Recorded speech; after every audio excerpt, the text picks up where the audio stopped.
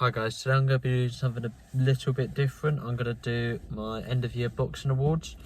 So I'm going to start off with fight of the year. For me personally, I think it's Cordina against Rakhmonov. It just had so many twists and turns in the fight. One stage Cordina's dominating the fight, drops Rakhmonov, then Rakhmonov comes on, then Joe Cordina gets his second win, and then Rakhmonov finishes the fight strong. It's just, they kept rocking each other, they kept hurting each other, they both had their spells in the fight. It was just such a back and forth fight, and it was so close. It was a split decision in Wales, which shows how close the fight was in Joe Cordina's back garden. It was just a great fight. I could watch it over and over again. Great fight. I'd like to give a special mention to Sonny Edwards against Bam Rodriguez. I thought that was also a good fight. And Oshaki Foster in his fight against, I forgot who he fought now, but his fight against that Mexican in Mexico, that was a great fight. I think the 11th round was probably fight of the year in that fight. Yeah, that's my personal opinion on fight of the year. Obviously, let me know your opinion of fight of the year in the comments below. Thank you guys. And then I'm going to go on to knockout of the year. For me personally, I've gone for Leigh Wood against Josh Warrington. I know it's probably not the most beautiful KO. Like, there's Nakatani against Maloney, which was a great knockout. There's many other knockouts which are amazing. But for me personally, just an all-British fight. Wood was getting dominated by Josh Warrington. I probably gave Wood like one round in the fight. And then at the end of, I think it's the 7th round, Leigh Wood just lands a big right hand, left hook, right hand combination, floors Josh Warrington, and he can't get his legs together. And just, it was a good come from behind victory and a great knockout in my opinion. And in my opinion, knockout of the year. You've obviously got contenders like the Nakatani one, which I just said. You've got some amazing other knockouts, and also give your opinion in the comments below and tell me why I'm wrong, and yeah, just give your comments, give your opinion on knockout of the year. Upset of the year in my opinion, even though he didn't lose the fight, or I mean that person doing the upset didn't win the fight, I would say Fury against Ngannou. Like, nobody gave Ngannou a chance at all in that fight. But the fact Ngannou was able to get, I think it was a split decision, like 96-94, 96-94, 96-94, like either way, I think it was something like that. It's just, like, he's never had a boxing fight before, and he like gave Tyson Fury potentially the toughest fight he's ever had. He's never had a boxing fight before. He dropped him. Like, just an amazing performance. Like, people thought coming into the fight, if Ngannou was going to win, it was literally just going to be one big lucky punch. But Ngannou, like, he won some rounds to be, like, you got to give it to him. An amazing performance by Ngannou. And even though he didn't win the fight, for me, that's my upset of the year. There's other ones like Joseph Parker upsetting Deontay Wilder. There's I can't think of any other upsets off the top of my head, to be honest. There's, I don't think there's actually been that many upsets this year, to be honest. I can't think of any other upsets off the top of my head. So for me, that's the upset. Fighter of the year for me personally is Devin Haney.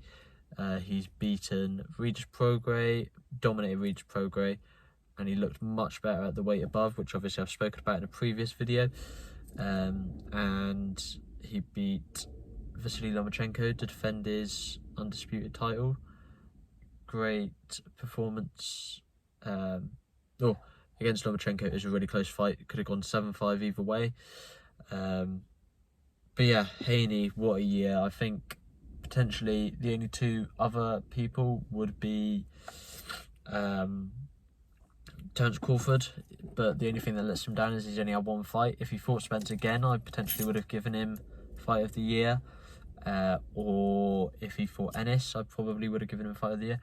And Inoue, I would say the only thing with Inoue is just, I'd say Haney's opponents are higher in my personal pound for pound list, which is why I'd rate Haney's year above Inoue's year.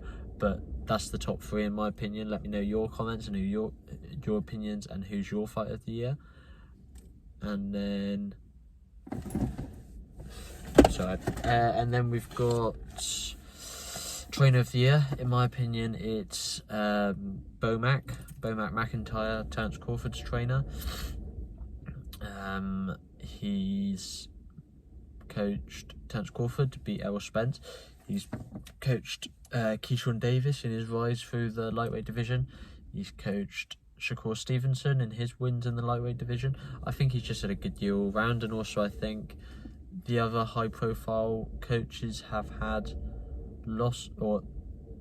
people have had losses in their career, or they've had losses this year, I'd say. I'd like to say, I'd like to say another contender for Fight of the Year is Lee Wood. He lost obviously to Maurizio Lara by knockout early in the year, which is probably why it lets him down, but then he beat Maurizio Lara and then he beat Josh Warrington. They're good wins in my opinion, and yeah, just slightly below that level. But Bomac McIntyre, I think the other guys like Derek James,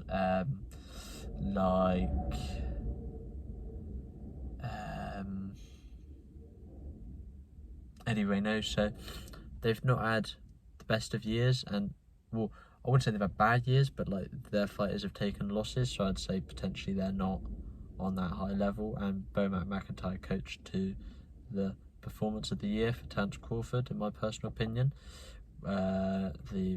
And I'm now going to talk about my performance of the year, which was Terence Crawford against Errol Spence Jr. It was seen as a 50-50 fight, but Terence Crawford absolutely just dominated Errol Spence from start of the fight to end of the fight. It's an amazing performance, and that was my performance of the year.